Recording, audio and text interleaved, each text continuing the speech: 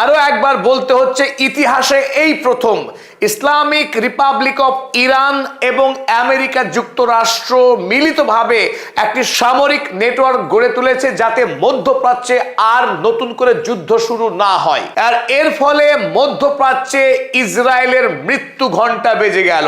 যে আমেরিকা এই ইসরায়েলকে এতদিন সযত্নে লালন পালন করে আসছিল গোটা মধ্যপ্রাচ্যে তার আধিপত্য ধরে রাখবার জন্য, সেই আমেরিকা ইউ টার্ন মেরে নতুন করে এতদিনের শত্রু চিরশত্রু ইরানের সঙ্গে সামরিক আঁতাত গড়ে তোলার মধ্য দিয়ে মধ্যপ্রাচ্যে তার টলয়মান আধিপত্যকে নতুন করে বিস্তার করবার স্বপ্ন বুনছে আমেরিকা। আর এই খবর খোদ জানিয়েছেন আমেরিকার ভাইস প্রেসিডেন্ট জেডি ভ্যান্স। ইরানের প্রতিনিধি দলের সঙ্গে আমেরিকার সুইজারল্যান্ডের জেনেভাতে যে বৈঠক হয়েছিল সেই বৈঠকের সবচাইতে বড় ব্রেক থ্রু হলো ইরানের সঙ্গে আমেরিকার এই সামরিক বোঝাপড়া গড়ে তোলা। তা গতকাল জেডি ভ্যান্স ইংল্যান্ডের একটি টেলিভিশন নিউজ চ্যানেল আনহার্ডকে দেওয়া সাক্ষাৎকারে জানিয়েছেন। আর এই খবর গোটা পৃথিবীতে ছড়িয়ে পড়বার পর এতদিন পর্যন্ত যে সমস্ত রাষ্ট্র ইরানের থেকে একটি নিরাপদ দূরত্ব বজায় রাখবার পলিসি গ্রহণ করত, সেই সমস্ত রাষ্ট্র হুমড়ি দিয়ে এবার ইরানের সঙ্গে কূটনৈতিক সম্পর্ক গড়ে তুলতে মরিয়া হয়ে উঠেছে। তারা এখন প্রত্যেকে ঘোষণা করছে যত দ্রুত সম্ভব ইরানের রাজধানী তেহরানে তাদের কূটনৈতিক দূতাবাস খোলার কথা। আর সবচাইতে বড় ফলাফল এই, লেবাননে ইরান এবং আমেরিকার মৌ স্বাক্ষরের পরেও ইসরায়েল যে আগ্রাসন চালিয়ে যাচ্ছিল এবং শয়ে শয়ে নিরীহ লেবানিজকে খুন করছিলেন, সমস্তটাই এক লহমায় বন্ধ হয়ে গেছে। এমনকি দক্ষিণ লেবাননের লিটানি নদী পর্যন্ত যে বিস্তীর্ণ অঞ্চল দখল করে নিয়েছিল ইসরায়েল, সেই সমস্ত অঞ্চল ছেড়ে এখন ইসরায়েলি আইডিএফ সন্ত্রাসী সৈন্যবাহিনী ঝেড়ে পালাচ্ছে ইসরায়েলের দিকে। মধ্যপ্রাচ্যের সামরিক এবং রাজনৈতিক মানচিত্র প্রতি মুহূর্তে বদলে যাচ্ছে, অবিশ্বাস্য রকম ভাবে বদলে যাচ্ছে। চলুন আমরা দেখে নিই জেডি ভ্যান্স ইরান আমেরিকার এই সামরিক নেটওয়ার্ক নিয়ে নিজে মুখে কি বলেছেন। আনহার্ড নিউজ চ্যানেলকে জেডি ভ্যান্স যে সাক্ষাৎকার দিয়েছিলেন তাকে কোট করেছে ক্ল্যাশ রিপোর্ট ম্যাগাজিন। আমরা একবার দেখে নিই। JD Vance said one of the biggest breakthroughs from the Switzerland talks, সুইজারল্যান্ডের যে বৈঠক হয়েছে ইরানের সঙ্গে আমেরিকার, সেই বৈঠকের সবচাইতে বড় সাফল্য হলো এই was an agreement in principle to establish a direct military communication channel। এই যে কথা, direct military communication channel between the US and Iran, America এবং ইরানের মধ্যে সরাসরি সামরিক একটি নেটওয়ার্ক তৈরির কথা বলছেন, যেটা সম্পন্ন হয়েছে এই বৈঠকে। কেন?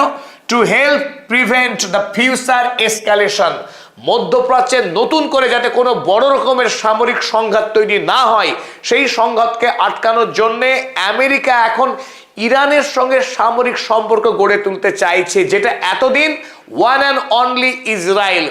মধ্যপ্রাচ্যে আমেরিকা একমাত্র বন্ধু রাষ্ট্র বা একমাত্র অ্যালাই বলে যাকে মনে করত, তার নাম ছিল ইসরায়েল। বাকি মধ্যপ্রাচ্যের বাকি মুসলিম দেশগুলোকে শোষণ করবার জন্যে সেখানে সামরিক ঘাঁটি রেখে তাদেরকে ভয় দেখিয়ে সেই সমস্ত রাষ্ট্রের থেকে বিপুল পরিমাণে তেল এবং অর্থনৈতিক সুবিধা ভোগ করত আমেরিকা।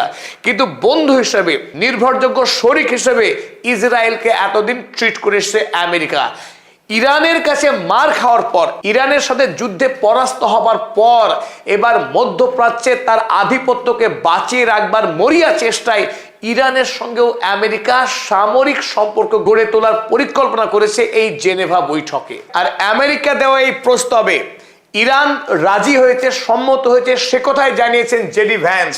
জেডি ভ্যান্স ইরানের কর্তৃপক্ষকে কোট করে বলেছেন, they were like, okay, fine, we will send somebody from the IRGC to go hang out in Doha with somebody from the CENTCOM। অর্থাৎ ইরান জানিয়েছে যে ইরানের IRGC কোনো একজন সদস্য সেন্টকমের পাঠানো কোনো দূতের সঙ্গে কাতারের রাজধানী দোহাতে একটা বৈঠক করে নিজেদের মধ্যে এই নেটওয়ার্ক তৈরি করবে। and that is how we are going to settle a lot of these disputes। এবং এইভাবেই অর্থাৎ ইরানের সঙ্গে এই আঁতাত গড়ে তোলার মধ্য দিয়েই মধ্যপ্রাচ্যে আমরা অসংখ্য ঝামেলাকে মিটমাট করতে যাচ্ছি। স্বাভাবিকভাবেই বুঝতে পারছেন যে এটি কত বড় পরিবর্তন। আমেরিকা যুক্তরাষ্ট্র যারা ইরানকে আস্ত গিলে খেতে চাইছিল, তাদেরকে নির্মূল করতে চাইছিল পৃথিবীর মানচিত্র থেকে, সেই ইরানের সঙ্গে আমেরিকা যুক্তরাষ্ট্র সামরিক আঁতাত গড়ে তুলছে, যেখানে ইসরায়েল বরাবর দাবি করে আসছিল ইরানের ইসলামিক রিপাবলিক সরকারকে ফেলে দিতে হবে, ইরানের রাজতন্ত্র স্থাপন করতে হবে, যাতে করে ইসরায়েল, আমেরিকা এবং পশ্চিমী দুনিয়া মিলিতভাবে এই গোটা ইরানের প্রাকৃতিক তেল এবং গ্যাসকে তারা লুট করতে পারে নিজেদের স্বার্থে। এতদিন ধরে এই জায়নবাদী রাষ্ট্র ইরানের বিরুদ্ধে যুদ্ধ চালিয়ে আসছিল, সমস্ত রকম নাশকতামূলক কাজকর্মের পরিকল্পনা করে আসছিল।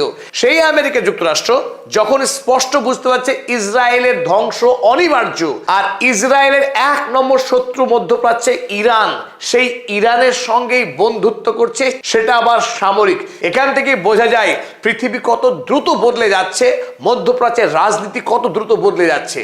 আর এতে ইসরায়েল এতদিন ধরে যে অনন্তকাল ধরে যুদ্ধ লড়ে যাওয়া, লক্ষ লক্ষ নিরীহ মানুষকে নির্বিচারে খুন করা, শিশু নারীকেও রেহাই না দেওয়া, সেই নীতি এবার রীতিমতো মুখ থুবড়ে পড়েছে।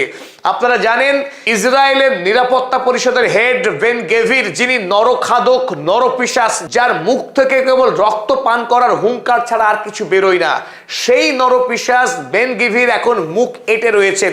মাত্র 4 দিন আগেই তিনি জানিয়েছিলেন যে একজন ইসরায়েলের প্রাণের বিনিময়ে 1000 লেবানিজ মাকে তিনি কাঁদাবেন। তার মানে একের বিনিময়ে 1000 লেবানিজকে তিনি খুন করার হুমকি দিয়েছিলেন। এবং ইসরায়েলের প্রতিরক্ষা মন্ত্রী কার্টস বলেছিল লেবাননের যে অংশ তারা দখল করেছে 1 ইঞ্চি জমিও নাকি তারা ছাড়বে না। চলুন এবার দেখায় আপনাদের গতকালকে রিপোর্ট, তাহলে বুঝতে পারবেন ইসরায়েলের মনোবল এখন কিভাবে গুঁড়ো হয়ে যাচ্ছে। কারণ আমেরিকা এই মুহূর্তে ইরানের সঙ্গে সামরিক জোট করার ফলে ইসরায়েল যে খুব শীঘ্রই আগুনের মুখে পড়তে চলেছে তা তারা ইতিমধ্যে খবর পেয়ে গেছে। দেখুন কদিন আগেই এমনকি আমেরিকার সঙ্গে যে ইরানের মৌ স্বাক্ষর হলো, সেদিনও পর্যন্ত এই লেবাননের যে লিটানি নদী, এই অঞ্চল পুরোটা দখল করে রেখেছিল ইসরায়েল। এই সাউদার্ন লেবাননের এই বিস্তীর্ণ অংশ, এই সবটা দখল করে রেখেছিল ইসরায়েল। কিন্তু গতকাল থেকে আপনারা যে হলুদ অংশ দেখছেন, এই পুরো অংশ থেকে ইসরায়েলি সৈন্যবাহিনী পালাতে শুরু করেছে। তারা এখন লেবাননের এই পিং অঞ্চলটুকুতে অবস্থান করছে, আর এই বিস্তীর্ণ অংশ থেকে গতকালই তারা ছেড়ে পালিয়েছে। এবং এই জায়গায় লেবাননের যে রাষ্ট্রীয় সৈন্যবাহিনী, তারা এই অঞ্চলের নিয়ন্ত্রণ কায়েম করেছে গতকাল। আর এই খবর জানিয়েছে সংবাদ সংস্থা রয়টার্স। ওদিকে ক্ল্যাশ রিপোর্ট তারাও জানিয়েছে Israel has withdrawn from part of the southern Lebanon. দক্ষিণ লেবাননের বিস্তীর্ণ অংশ থেকে ইসরায়েলি সৈন্যবাহিনী প্রত্যাহার করে নিয়েছে। The Lebanese army will deploy there instead. আর এই অঞ্চলে লেবানিজ সৈন্যবাহিনী মোতায়েন করা হবে, সেটা গতকালকের খবর। কিন্তু ইতিমধ্যে যে রিপোর্ট, এই গোটা অঞ্চলে লেবানিজ সৈন্যবাহিনী তারা প্রবেশ করতে শুরু করেছে বা দখল নিতে শুরু করেছে। আর এতেই গণহত্যাকারী বেঞ্জামিন নেতানিয়াহুর কপালে এখন বড় বড় ভাঁজ পড়তে শুরু করেছে। কারণ মধ্যপ্রাচ্যে তাদের আগ্রাসনের দিন ফুরিয়ে আসছে। গ্রেটার ইসরায়েল তৈরি করার স্বপ্ন অন্তত এখন আর সত্য হওয়ার কোনো সম্ভাবনাই দেখতে পাচ্ছেন না এই খুনি। ইসরায়েলি আইডিএফ সেনা এখনো পর্যন্ত লেবাননের এই অঞ্চলটাতে অবস্থান করছে। আর এতেই ইরানের কুদস বাহিনী আরো এক ধাপ এগিয়ে কাল হাড় হিম করা হুমকি দিয়েছে এই সন্ত্রাসী আইডিএফ সেনাকে।